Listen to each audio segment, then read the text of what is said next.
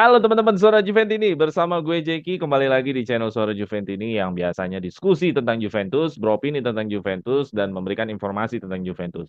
Nah, kali ini gue nggak sendiri, gue bersama teman gue yang kita sering hadir juga ya, yang biasa ngobrol Juventus dengan siapakah gerangan di sana? Coba kita kenalan dulu. Halo, halo, Assalamualaikum warahmatullahi wabarakatuh.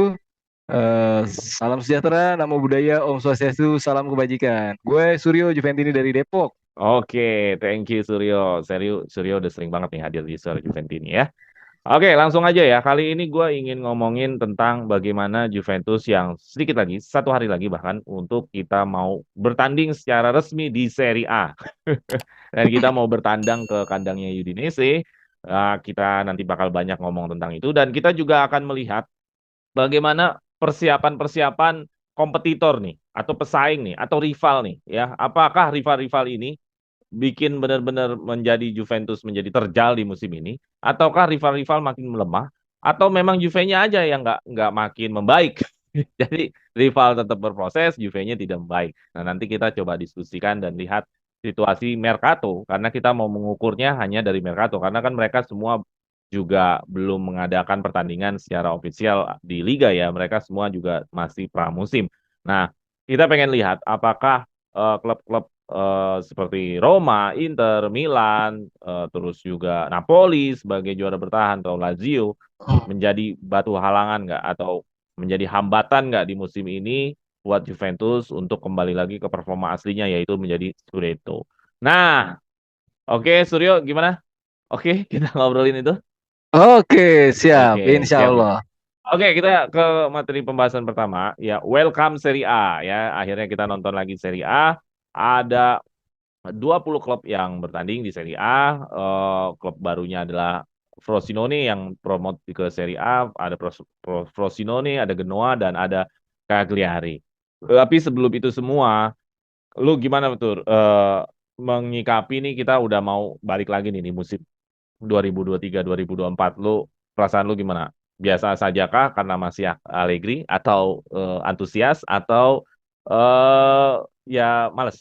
Gini Bro Jeki, sebagai seorang Juventini kita harus tetap optimis. Di Mercato memang tim-tim lawan juga pasti mengadakan suatu manuver-manuver transfer ya gunanya untuk melengkapi kekuatan mereka atau menutupi kelemahan mereka. Tapi walaupun Juventus secara detik ini Mercatonya belum terlalu transfer in atau pemain masuk yang ada belum terlalu heboh. Melihat dari precision cukup optimis Bro Jeki. Oke, jadi cukup optimis ya. Kalau optimisnya berarti Juventus di musim ini gimana, Sur? Scudetto gitu. Ya, iya, tentu saja kalau untuk Scudetto kita tetap optimis dan lebih optimis lagi untuk Copa Bro Jeki. Oh, lu lebih percaya bahwa Juventus lebih bisa menjuari Coppa Italia. Iya, betul. Kenapa? Kenapa lu nggak optimis Scudetto juga? Oh iya, optimis 90% untuk 95%-nya Copa Bro Jeki.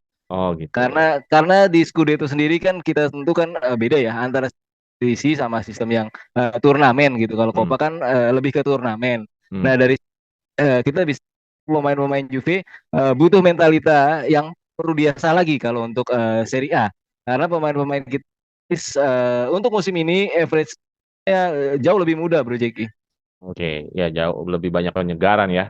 Iya, betul, betul. Kalau kira-kira di musim ini siapa top skor di Juventus? Nah, untuk top skor akan selalu datang untuk kalau tidak pergi ya, untuk Dusan Vlahovic sendiri, penyerang tentu saja Bro Jeki top skor. Tapi top skor musim kemarin bukan Vlahovic tuh, Rabiot. Iya, betul sekali Bro Jeki. Hah? Gimana? Betul Tapi sekali. yakin Ya, Vlahovic ya musim ini ya. insya Allah yakin kalau kalau beliaunya sendiri out ya Bro Jeki. Oke, kalau asis yang terbanyak musim ini bakalan dipegang siapa menurut lo? Musim Gua kemarin ada Kostic, musim ini, oke. Terus Nah, untuk sekali lagi untuk asis, gue optimis ke Kies. Chiesa ya, Chiesa Ya, lo betul. lebih optimis untuk Chiesa ya. Ya, Iya. Chiesa Nah, memang pasti bisa berbuat banyak lah di musim ini karena dia udah sembuh cedera. Jadi gue yakin dia bisa bisa seperti yang kita harapkan ya, banyak asisnya. amin. Amin, amin, amin. Terus kalau untuk itu kan asis performa yang menurut lo bakal eh, istilahnya wah mengejutkan nih. Seperti terlihat biasa-biasa aja tapi mengejutkan performanya. Kira-kira siapa? Ya itu akan datang. eh, favorit ya, Moise Kean. Moisken. Moisken emang masih mau diharapin lagi, mau diharapin mengejutkan. Emang tiap Oh, musim itu masih belum-belum juga. Kali emang segitu kali Sur. Moise. Kalau untuk cadangannya ya tentu dengan dari ke precision ya kayak George Bro Jeki. Tapi untuk optimisnya gue lebih ke optimis ke Kian sih, Moiskin.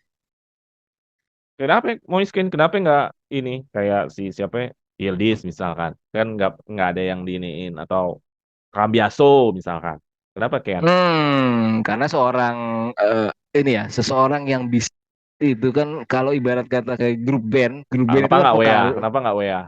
grup band itu vokalis Bro Jeki. Ya kalau WA itu kan sebenarnya right midfield lah, seperti perannya Mauro Jerman Camoranesi maju mundur, tapi gue ngelihatnya lebih ke Kean sih, karena dukungan dari tengah sampai sayap ini udah cukup melengkapi kelihatan dari preseason kemarin Bro Jeki. Hmm. Ya, ya, ya, ya, ya. Oke, Jadi jadi yang Krean eh, lu harapkan bisa performanya mengejutkan ya di musim ini ya. iya, kalau memang dapat tempat reguler, dan gue sih cukup yakin ya kalau dapat tempat reguler si Moiskin. Semengejutkan apa Sur? Bisa bikin gol berapa banyak karena dia striker? Ya minimal mendekati Vlahovic dengan skala 70%-nya dari seluruh top skor Vlahovic. Misalkan Vlahovic 25 gol, ya sekitar 16 atau 17 Oh, Jeki. itu udah performa yang mengejutkan ya. Iya, ya untuk seorang Moiskin. Oke, oke, oke, oke. Ya kalau itu kan performa yang mengejutkan. Terus kalau untuk eh, siapakah performa defender yang menurut lu bakalan menjadi tameng utama nih, benteng Cinanya Juventus nih dari semua back di musim ini kira-kira siapa? Apakah masih tetap Bremer atau Danilo atau Sandro atau Gatti? Menurut lu siapa?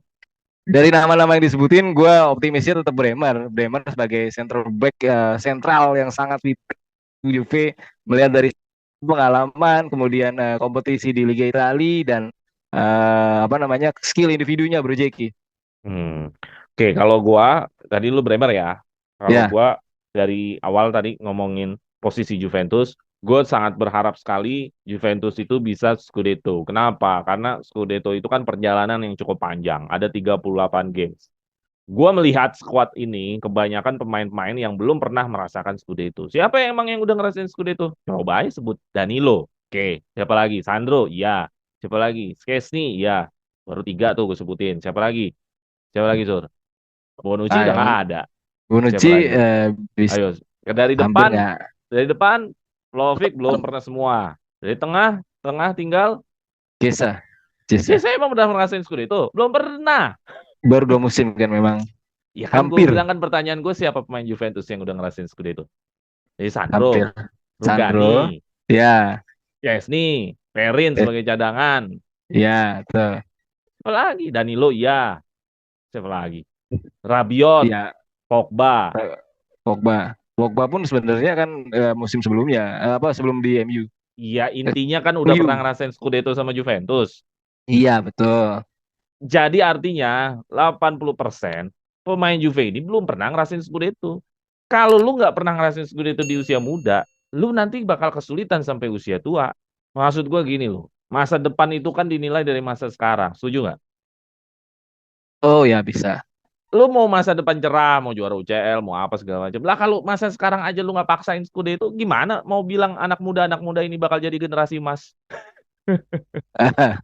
Ya, mungkin kalau lo ngelihatnya gitu Bro Jeki. Kalau gua ngelihatnya dari apa average umur kita atau Ya, rata-rata umur maksudnya kalau pemain kita udah sekarang. dari usia segini aja belum pernah fight untuk Scudetto, lu mau di usia berapa fight untuk Scudetto? Lu mau di usia 30? Berarti kan usia 37 tahun lagi Juventus nggak ngapa-ngapain dong. Nggak ada Scudetto-nya dong. Ya artinya ini saatnya kalau gua lihat hari ini adalah Juventus harus Scudetto. Karena skuadnya kebanyakan 80% belum pernah ngerasain yang namanya juara Liga Italia. Walaupun Ya Chiesa betul. digadang-gadang jagoan orang Itali, Vlahovic digadang-gadang striker elit, ya kalau belum pernah Scudetto ya belum sah lah di Juventus. Lu kalau udah masuk Juventus nggak ngerasain Scudetto ya anggap aja belum jadi pemain Juve lah.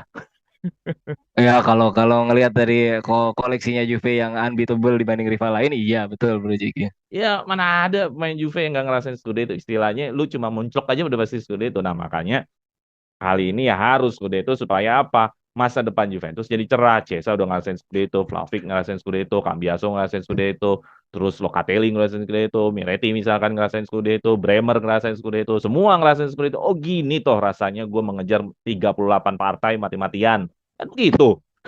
Ya, oke, masuk akal sih. Gitu loh. Lu sekarang kalau misalkan hari ini lu kagak ngejar Scudetto, musim depan juga sama perasaan. Pasti sama. Karena udah nggak ada mental untuk ya gue harus sebagai Juventus harus jadi penguasa Italia. Ya nggak ada. Ya orang pemain mudanya aja begini. Gitu. Ya, Jadi gue sangat setuju sekali kalau kita harus Scudetto karena kebanyakan pemain belum ngerasain Scudetto. Justru ini lagi lapar-laparnya harus Scudetto. Lah gimana nggak lapar? Ya orang belum pernah. Kalau dulu kita 9 kali berturut-turut, mungkin udah hilang feelingnya. Ya sekarang gimana mau hilang? Orang ini anak baru semua, belum pernah ngerasain angkat piala Serie A kan gitu. Nah, jadi iya betul. ini harus Scudetto. Kalau gua nggak pakai Coppa Italia nggak apa-apa, yang penting Scudetto. Scudetto itu 38 partai, fighternya lebih berasa gitu. Terus gol terbanyak ya memang harusnya Vlahovic ya. Cuman kalau gua berharapnya sih kalau memang Vlahovic nggak ada ya striker yang terbaru misalkan Lukaku itu bisa golin banyak. Tapi nggak tahu nih jadi apa enggak. Kayaknya sih nggak jadi deh. Berarti emang Dia harus tergantung Vlahovic. tergantung dealnya dengan Chelsea nanti, Bro Jeki. Harus Vlahovic sih. Tapi kalau untuk asis ya gue Cesa. Tapi kalau untuk yang mengejutkan ya, mengejutkan gue berharap performa dari Cambiaso. Kenapa harus mengejutkan? Karena ini Cambiaso kan untuk naikin nama dia harus ngorbanin Kostik nih. Nah, lu jangan sampai Kostik ini kan udah istilahnya udah asis nomor 2 di Serie A. Terus lu naikin Cambiaso. Nah, jangan sampai pas naikin Cambiaso ya nggak semengejutkan kayak Kostik juga. Oke, oke, Jadi oke. gue berharap performa yang sangat mengejutkan dari Cambiaso. Ini istilahnya Juventus sampai rela-relain jual Kostik supaya untuk naikin nama Cambiaso. Jadi ini performanya harus mengejutkan. Ya entah itu dari hasil, entah itu dari proses-proses dalam perjuangannya dia menjadi pemain sayap kiri misalkan apa penetrasi, crossing, ya proses-proses itu kelihatan nggak nih gitu. Apa jangan-jangan main di sayap kiri takut-takutan buat penetrasi, back pass lagi, takut-takutan untuk ngambil keputusan. Ya, jadi nggak ada apa-apanya juga gitu. Kita udah ngelepas Kostik, Cambiasonya juga biasa aja. Lembam gitu. Iya, ya kan sayang jadinya kan. Jadi gue Oh berharap iya. performa yang mengejutkan adalah Cambiaso. Kalau untuk pertahanan gue berharap sih Gatti bisa muncul ya. Kenapa? Gatti kan masih muda.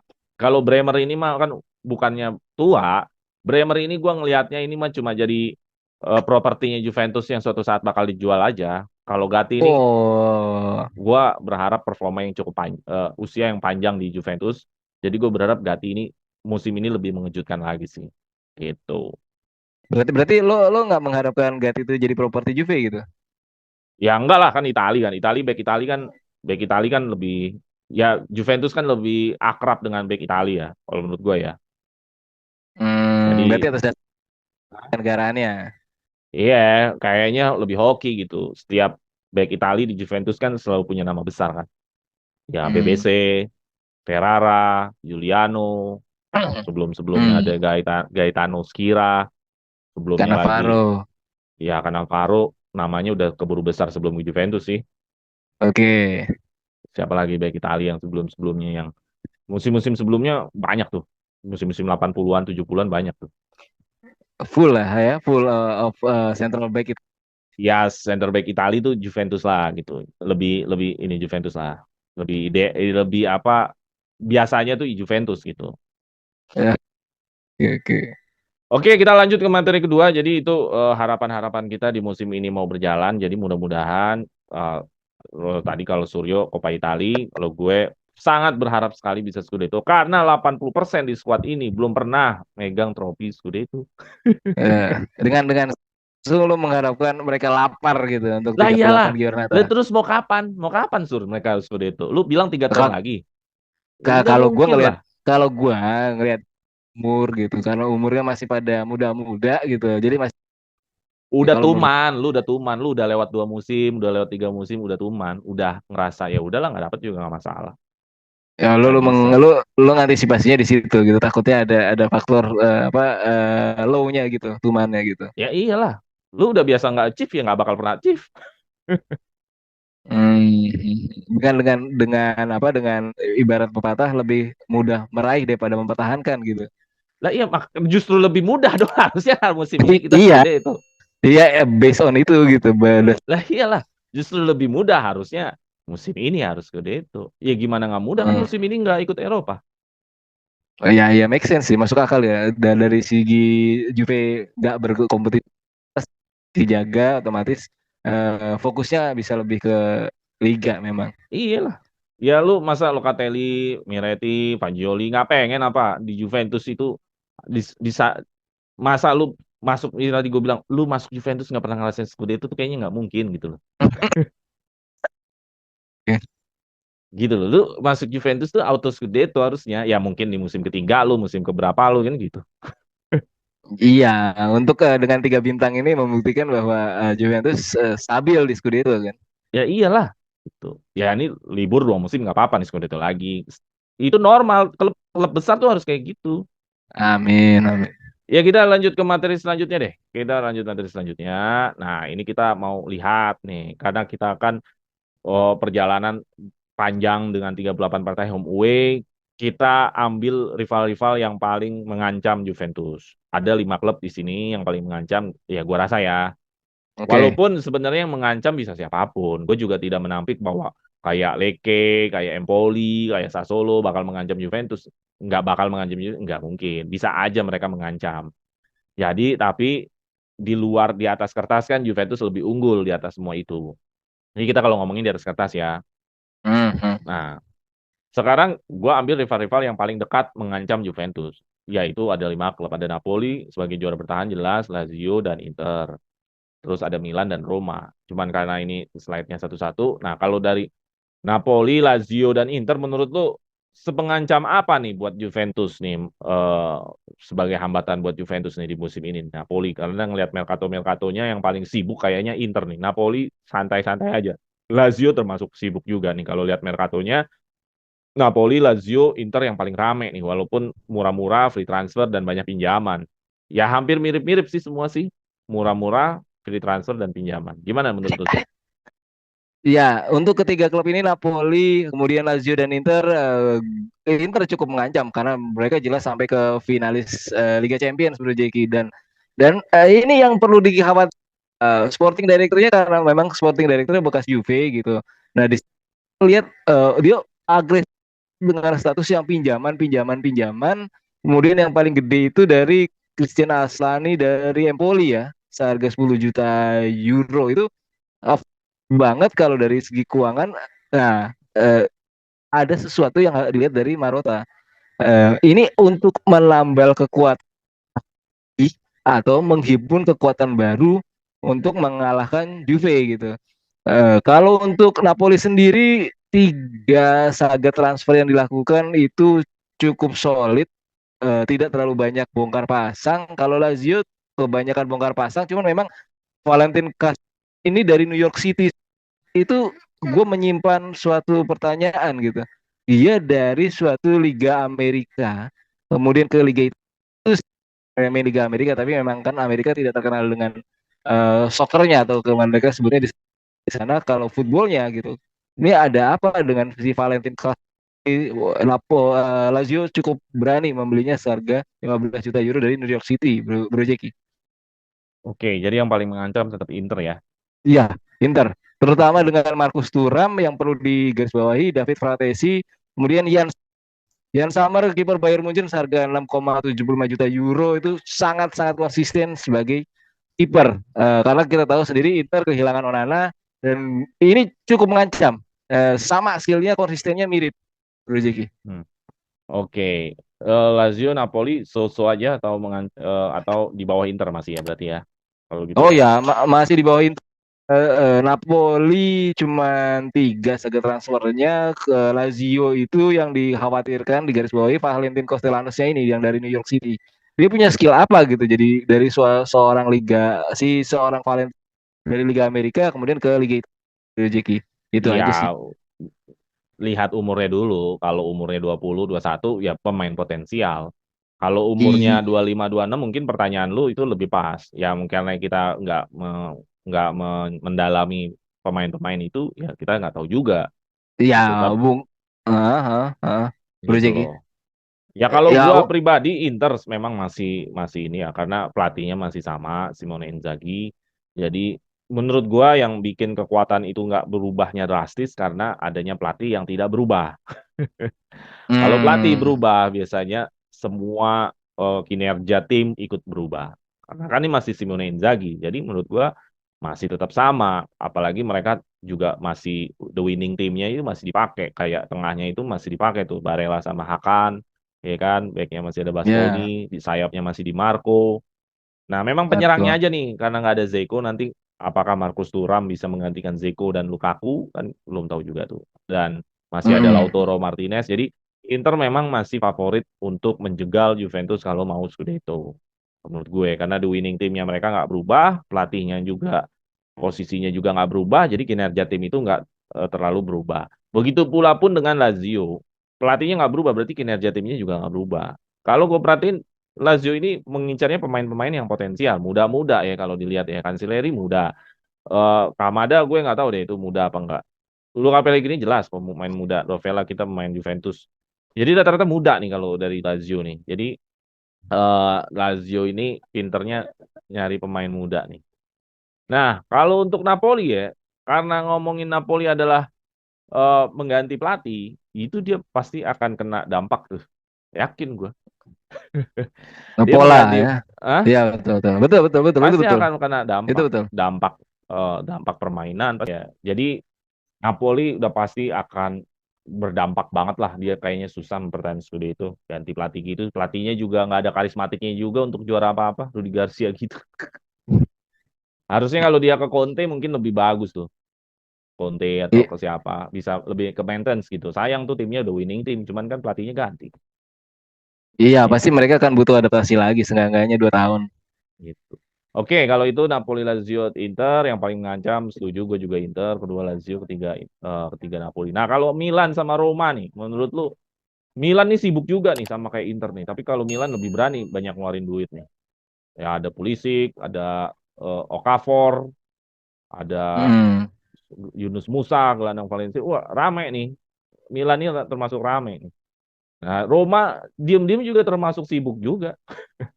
Ada Paredes, ada Renato Sanchez, Awor, Dika. Nah, menurut lo Roma dan Milan seberapa ngancam buat Juventus di musim ini? Jika dibandingkan dengan sebelumnya gitu Bro Jeki, atau mereka berdua aja dibandingin sama Juve. Iya, sama Juve lah.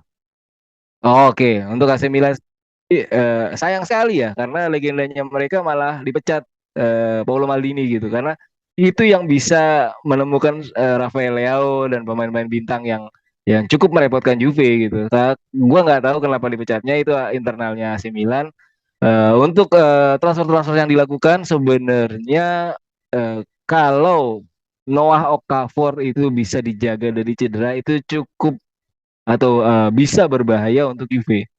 Karena dari statistik, mungkin teman-teman juga tahu kalau dia tidak cedera aja bisa bahaya sebenarnya untuk garis pertahanan Juve si Noah Okafor ini. Kalau untuk Samuel Chukwueze yang digadang-gadang bakal bersinar di sayap kanan, dia akan di backup sama Christian Pulisic. Nah, ini cukup berbahaya juga gitu karena Christian Pulisic sudah penuh pengalaman, kemudian Samuel Chukwueze ini skillnya oke, gitu Bro Jeki. Jadi menurut lo yang paling mengancam Milan atau Roma? Lebih ke Milan karena dari sayap kanan untuk transfernya Christian Pulisic sama Samuel Chukwueze. Kalau untuk Roma sih Leandro Paredes, Juve sudah hafal ya pemain-pemain Juve, gimana kelemahannya, gimana kelebihannya. Cuman sekali lagi di sini ada Kostik ya, si gue sebenarnya sih seneng sama pemain ini Evan Dika gitu. Dia bisa tuh karena kita akan ketemu sama teman setimnya dulu gitu Bro Jeki, si Kostik, si Evan Dika ini ya, tapi berbahaya ke Sagatan sih Bro Jeki. Oke, oke, oke. Ya kalau kalau Roma, Roma lu melihatnya gimana? Iya, tetap lebih berbahaya Milan karena dia cuman kalau itu Evan Dikanya doang yang bisa ngebaca kunciannya si Kostik gitu. Karena yang lain-lain ya biasa, Leandro Paredes, Renato Sanchez, Hussein Aouar, kemudian Diego Llorente, ya so-so aja Rasmus Christensen. Ya, so-so aja, biasa-biasa aja Bro Jeki. Oke. Ya kalau gue sih memang melihatnya kalau dibanding Milan sama Roma ya mungkin masih Milan. Cuman kalau di keseluruhannya antara Milan, Roma, Inter, Lazio, dan Napoli, Milan ini nggak selebih bahaya dari Inter. Kenapa? Milan ini gue masih melihat ya kemarin kita tanding lawan Milan ya. Masih Leao itu masih menjadi peran sentral. Jadi artinya pemain-pemain baru yang datang ini belum bisa menjawab apakah mereka itu akan menjadi andalan Milan saat ini atau bukan gitu loh. Jadi belum bisa menjawab lah pemain-pemain ini kalau dilihat dari musim kemarin masih tetap Leo-Leo aja waktu Juve lawan Milan. Itu lebih berbahaya tuh Leo tuh. Jadi gua nggak bilang Milan akan lebih berbahaya dari Inter atau sama. Tetap masih Merda yang lebih bahaya. Nah kalau Roma sebenarnya layak ditunggu nih. Roma kenapa ya? Karena udah 3 musim Mourinho di sana. Jadi kalau misalkan Roma tidak ada perubahan-perubahan, emang ini tim nggak ada motivasi apa-apa sih. Harusnya mereka ada di empat besar sih. Sudah 3 musim, harusnya pemain sudah mengenal pelatih. Seperti layaknya Juventus juga. Ini udah musim ketiga Allegri. Memang harusnya udah seperti itu. Mau apa lagi? Iya, ya. Juve dan Roma kebetulan dalam kasus ini atau dalam hal ini kan memang Roma sendiri kan ya lo tahu lah Bro Jeki, Jose Mourinho kan gelarnya. Iya, jadi dengan Mourinho yang setiap klub ada trofi, ya memang udah ada trofi sih dia di Roma. Cuman maksud gua kalau untuk di Serie Iya. A-nya, emang Roma harusnya bisa di empat besar. Tapi kalau mereka nggak ada ya mereka emang bukan tim yang bisa termotivasi karena dari materi sih sebenarnya masih bisa mereka di empat besar gitu loh. Oke lah, kalau gitu ada lagi mau tambahin tentang rival-rival ini? Jadi ke Mourinho yang didatangkan itu 3 gelandang dengan tipikal yang box to box, kemudian bisa dijadikan regista, kemudian 3 central back ya, Hmm. yang cukup. Ini Mourinho udah mulai serius kalau ngelihat dari pola permainannya yang ngandelin stick, ya, dia butuh seseorang atau 3 pemain yang kokoh dalam bertahan maupun kuat dalam menyerang gitu. Ini Mourinho udah serius kalau di Roma, Bro Jeki, tahun ketiga nih. Ya, ya kan gue bilang tadi, kalau lo di musim ketiga masih belum bisa-bisa juga ya, Nah, gue betul, pikir betul, ya tim ini nggak termotivasi lo main. Gitu. betul, betul. Oke lah, kita lanjut lagi. Terakhir, karena kita mau preview nih, Giornata pertama melawan Udinese. Ya, karena belum banyak materi yang bisa kita angkat, karena memang ini baru pertandingan pertamanya Juventus. Mungkin kita akan memprediksikan mengenai preview ini adalah formasinya aja kali ya.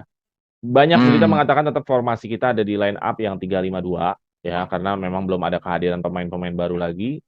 Seperti biasa depan nanti Chiesa dan Vlahovic, tengahnya itu Rabiot, Locatelli dan Miretti, Cambiaso di kiri, WH di kanan, backnya Sandro, Bemer, Danilo dan kipernya Szczęsny. Kebanyakan orang memprediksikan line up Juventus melawan Udinese adalah seperti ini. Nah, kalau dari lo sendiri, pertandingan pertama nih, formasi dan line up lu bagaimana nih, Sur? Oh iya, bisa. Untuk dua di Sandro, kemudian Bremer dan Nilo, kiper Sesni, Cambiaso, Rabiot, Locatelli, Miretti, Wea, Kies. Untuk bertahannya bisa sedikit improvisasi dengan satu Bro Jeki. Kiesa akan berubah menjadi second striker atau attacking midfield. Itu oke banget untuk menghadapin tim sekelas Udinese, Bro Jeki. Bertahan dengan mengandalkan 3-5-1-1, Bro Jeki. Oke, ya, ya, ya, ya. Terus kalau line up, sam ini ya, nggak ada beda ya? Kalau memang Miretinya tidak jadi keluar atau dipinjamkan, oke Ya banget belum Bro lah, kalau Jeki. ini kan cuma beda 1 hari doang. Kayaknya ya Iya, nggak bakal lah Miretti. Di kayaknya ya, benar. Lawan Udinese ini maksudnya. Iya, ini oke, udah oke banget untuk formasi yang di ini udah oke banget. Paling berubah jadi satu atau kalau memang agak butuh penyesuaian 3-4-3 nantinya. Oke. Nah, gua menarik malah pengennya 3-4-3 aja. Walaupun Berardi belum datang dan belum jelas juntrungannya Berardi jadi datang apa enggak. Gue berharap 3-4-3 supaya tidak perlu lagi Locatelli main di regista. Locatelli tetap main double pivot sama Rabiot di tengah dua, Cambiaso di kanan, terus Kostic di kiri. Nah, tiga di depannya ini Chiesa, Vlahovic sama Weah. Tuh, jadi Oke, Weah oke, oke. jadi penyerang kanan aja karena dia punya kecepatan. Karena Berardinya kan belum ada. Jadi mendingan Weah aja yang di depan. Nah, kalau Iya, Allegri mau berinovasi seperti itu, mungkin bakal punya permainan yang berbeda. Mungkin akan ada hasil yang berbeda juga, yang nggak tahu juga.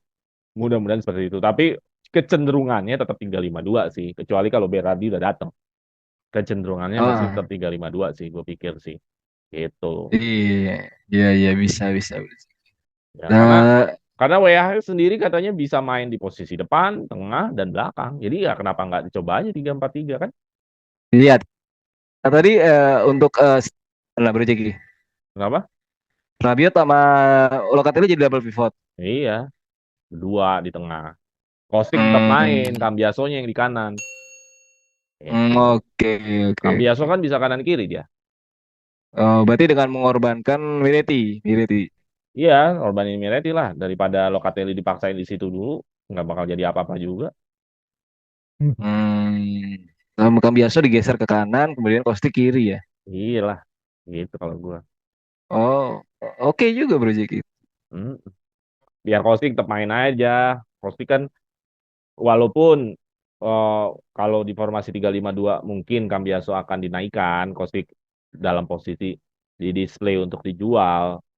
Biar dia nggak bisa menghilangkan serta-merta begitu aja orang dia kemarin asisnya top gitu. Nomor 2 walaupun asisnya hasilnya crossing-crossing doang. Cuman ya ada hasilnya intinya. Oh iya, ya. Wah,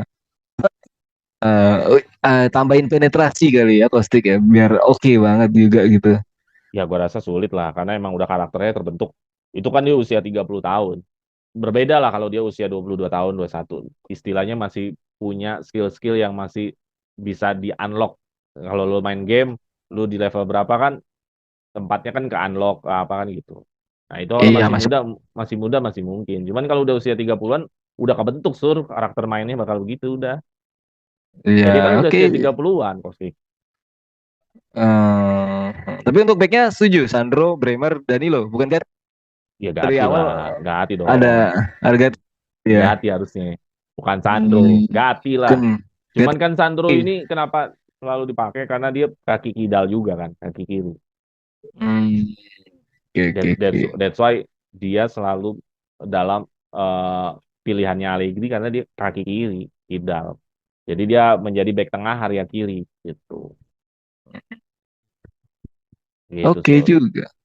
Oke lah kalau gitu ya mudah-mudahan lawan Udinese langsung gas 3 poin kira-kira skornya berapa tuh lawan Udinese ini? Untuk melawan Udinese, skor gue optimis 2-0 Bro Jeki. 2-0. Siapa yang golin? Yang golin ke Vlahovic sama Rabiot. HP sama Rabiot. Gue ya 2-0 juga lah sama yang golin. Siapa ya? Rabiot oke sama Cesa lah. Rabiot nanti dulu. Rabiot belum golin. Rabiot sama Lo Cesa. Rabiot lo gol Rabiot nggak Vlahovic nggak? gol-golnya gol-gol Juve musim kemarin deh rebut-rebutan di dalam kotak penalti deh. Iya, memanfaatkan krimis Iya. asis-asis corner atau asis-asis free kick gitu. Kalau Cesa golnya gol-gol keren lah. Entah itu one to atau shoot langsung eh, pressing bolanya pressing pisang gitu. Ya, Iya, yang skill keren-keren individu. lah. Keren lah Cesa. Kalau Rabiot gol-gol jelek lah, tapi golin. Rabiot di mana ada Rabiot di situ ada oh yang oke buat set piece. Iya gitu. Pokoknya gol-gol yang antah berantah lah. Tiba-tiba bisa gol aja dari corner dari Wow mana. ya. Ya sebenarnya Gitu. sih Gatti juga mirip sih sebenarnya untuk set piece gitu kan dia beberapa kali juga muncul gitu sebagai goal getter dari ya semisal penalti gitu Bro Jeki. Lu nggak optimis di Gatti? Ya gua Gati nggak berharap bisa golin lah. Masa back gua berharap golin. Ya Gati kan optimisnya dia bakal punya skill-skill back, skill defensif yang mumpuni gitu loh. Intinya kan gue Hmm. di video sebelumnya itu namanya back itu satu raport atau satu penilaian yang paling pasti adalah back itu adalah pemain yang harus tanpa kesalahan. Itu aja. Oke. Karena kan kalau back bikin kesalahan kan lini selanjutnya tinggal kiper. Iya kan? Nggak Iya, nggak benar. langsung merugikan tim. Striker bikin kesalahan belum tentu bisa merugikan tim. Betul, betul, betul. Lini tengah bikin kesalahan belum tentu langsung secara 100% merugikan tim. Nah, kalau back bikin kesalahan, blunder, langsung ada pada sama kiper kan. Iya, betul Bro Jeki. Nah, jadi opini gue adalah back itu penilaian pertama di luar dari skill apapun adalah main tanpa kesalahan. nggak bikin blunder, nggak bikin passing salah, nggak nggak telat tarik offside, nggak bikin penalti. Gitu-gitu aja udah. Itu udah mantep back, udah perfect. Amin, amin, amin, amin. Gitu. Oke, ada lagi yang mau tambahin? Oke, cukup Bro Jeki. Cukup ya. Oke, jadi teman-teman Soal Juventus ini itu tadi analisa kita mengenai kekuatan sebelah. Ya walaupun tidak secara dalam kita bahas, ya menurut kita aja. Terus kita juga punya harapan untuk musim ini bersama Juventus. Yang terakhir adalah akhirnya kita nonton lagi ya. Udinese Ya, vs ya tuh. Juventus. Tuh. Tadi kita udah tebak skor 2-0 dengan formasi line up. Kalau Suryo ya mungkin 3-5-2 masih seperti biasa. Kalau gua ingin ada perubahan di formasinya Juventus musim ini, yaitu adalah 3-4-3. Menurut gua itu hal yang paling masuk akal ketika kita tidak punya regista. Gitu. Kecuali Fagioli masih Hmm. bisa sih. Ya, cuman jangan lah. Oke, ada lagi Suryo tambahin? Fajoli pemain favorit Allegri loh Bro Jeki. Ya, kan? Iya. Lo malah berharap jangan gitu. Gua agak wondering gitu, agak heran kenapa lo bilang jangan gitu. Kenapa Jangan Fajoli? main Kenapa? di regista, main di Mezzala lah. Jangan main regista. Main regista itu memang harus orang yang udah naturalnya dari awal dia waktu zaman di akademi udah regista gitu. Ya, Nah, kayak tapi kan di sini eh, Rovella gitu. ada dua sentral yang hampir bisa nggak kegantikan antara Rabiot sama Lokat. Ngomong Fagioli sebagai Mezzala, artinya dia agak didorong maju ke depan. Berarti formasi kayaknya ini diamond gitu. Enggak Diamond. Ya Jadi Fagioli cadangan jar. atau enggak ya Oh, cadangan. Locatelli yang cadangan. Hmm, oke. Ya tinggal siapa yang paling berkembang aja, siapa yang paling terbaik aja pada posisi itu kalau main 3-4-3. Kalau Oke. Rabiot kan sulit tergantikan. Ya, itu sentral kan. Ya kalau Pogba kan masih berkutat sama cedera, kecuali kalau Pogba udah nggak cedera lagi. Iya, semoga sih nggak cedera. Gue pengennya ngeliatnya si Pogba main di first match inilah lawan Udinese. Ya, ya, ya. Ya buat Pogba sih menurut gue ya, lu sekali main udah harus golin atau assist. Supaya apa? Supaya selamat karirnya. Beneran. Kalau cuma main Iya, sekedar main, nggak ada assist, nggak ada gol, nggak ada efek apa-apa, tamat itu karirnya. iya memang iya. Untuk Tamat. Pogba ini sebenarnya musim pertaruhan yang benar-benar dia harus ngejaga konsistensi. Iya, jadi ketika tuh Pogba harus main, lu harus ngefek gitu loh. Pertandingan ketika ada Pogba datang, lu harus ngefek. Kalau misalkan nggak ada efek apa-apa gitu, ya akhirnya juga mengapain kita ada Pogba? Orang nggak ada efek apa-apa juga. Terus sudah itu Iya, cederaan juga, usia juga udah tua juga. analoginya di nggak berkompetisi di Eropa harusnya stabil sih stamina sama fisik ya, jadi nggak terlalu terkuras main di Eropa juga kan kalau Pogba. Bener sih kalau menurut gue ya, Pogba itu bukan tentang fisik stamina-nya sih, lebih kepada kambuhan apa enggak itu dengkulnya. Itu yang jadi repot. Iya, iya kambuhan atau enggak dengkulnya kan dari matchnya yang dimainin juga kan berpotensi berjeki probabilitasnya kan naik kalau Juve main di Eropa gitu loh. Kalau untuk kekuatan dia di bertanding selama 90 menit sih gue masih yakin dia kuat-kuat aja ya. Dan itu Hmm. dia kambuhannya itu. Kalau udah kambuhan gitu ya emang ya gimana namanya juga kambuhan. Udah operasi lah ya kan Juve yang biayain nah mantap. Oke, gitu aja deh Sur. Ya, terima kasih teman-teman soal Juventus ini. Oke. Terima kasih Suryo udah bisa ngobrol-ngobrol untuk sesi kali ini. Jangan lupa di subscribe ya, terus di loncengin notifikasi supaya kita muncul terus nih ya. Kasih tahu teman-teman yang lain supaya channel Soal Juventus ini makin dikenal di seluruh dunia. Amin, amin. Oke, itu aja dari gue dan dari Suryo. Fino alla fine, Forza Forza Juve. Juve.